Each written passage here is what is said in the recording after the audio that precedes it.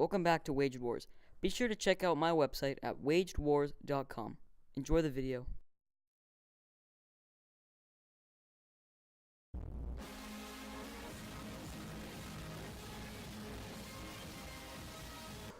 I'm sure most of you have heard of the 101st Airborne and their various exploits spanning from the D-Day landings to the war's end in Berlin. But if you haven't, they were pretty much the most crucial part of the D-Day operations besides the beach landings themselves.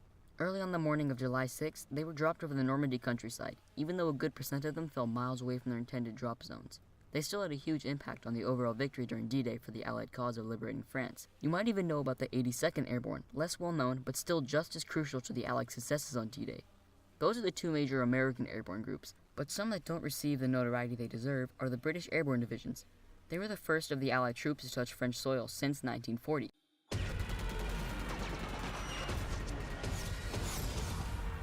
That's how Mafia works.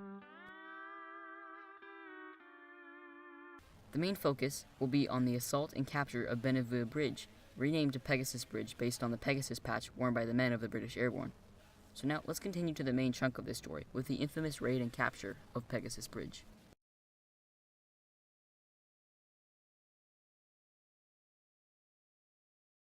I would fuck you if you were the last man in the world. I would fuck you with this stick, and we're going to stick. When the plans for D-Day had been laid out and examined, all the major participating powers understood the strategic importance the city of Caen held. Besides being a major crossroads for supplies, it was also the capital of the Calvados region, and capturing it would reignite the belief of the citizens in the Allied powers, and especially in the French resistance. So of course, the bridges that could lead the Commonwealth and American troops right to the city were in turn of strategic importance as well. The River Orne bridges and of course the Bellevue Bridge were the most important when the time came to allocate troops. These two were chosen to have the British paratroopers occupy, and the plans began to develop. Finally, on the morning of July 5th, 1944, the men climbed into their horse gliders and received their ever-so-crucial radio code words. Ham was to be said over the radio if the Bellevue Bridge was captured, and Jam for the River Orne Bridge. If Germans recaptured or destroyed the bridges, Jack will be said for Bellevue Bridge's destruction, and Lard if the River Orne Bridge fell. The moment of truth came down to 10:56 p.m. on July 5th, when the gliders full of men and supplies took off, pulled by Halifax bombers from the RAF Tarrant Rushton base.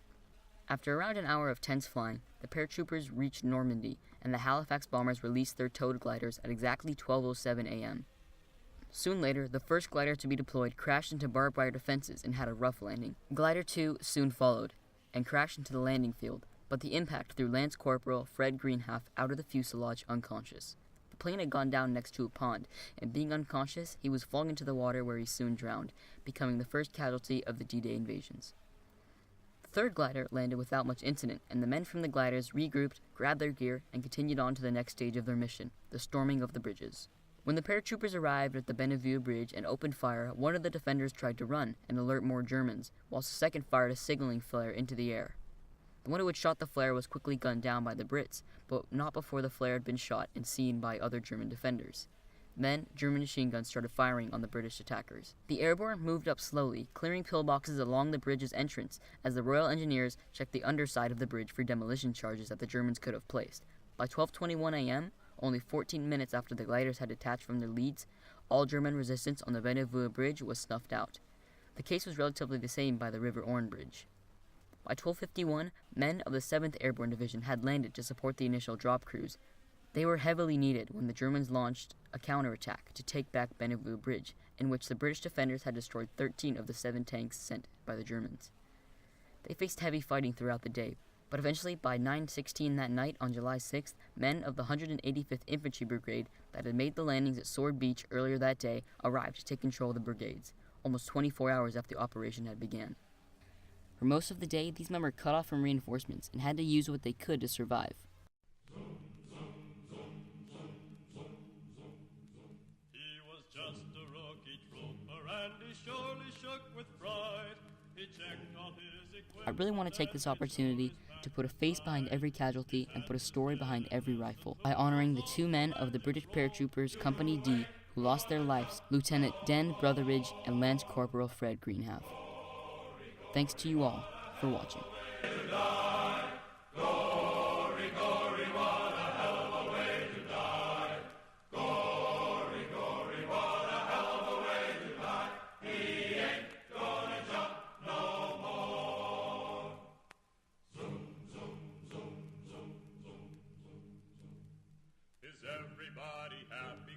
the sergeant looking up, our hero feebly answered yes.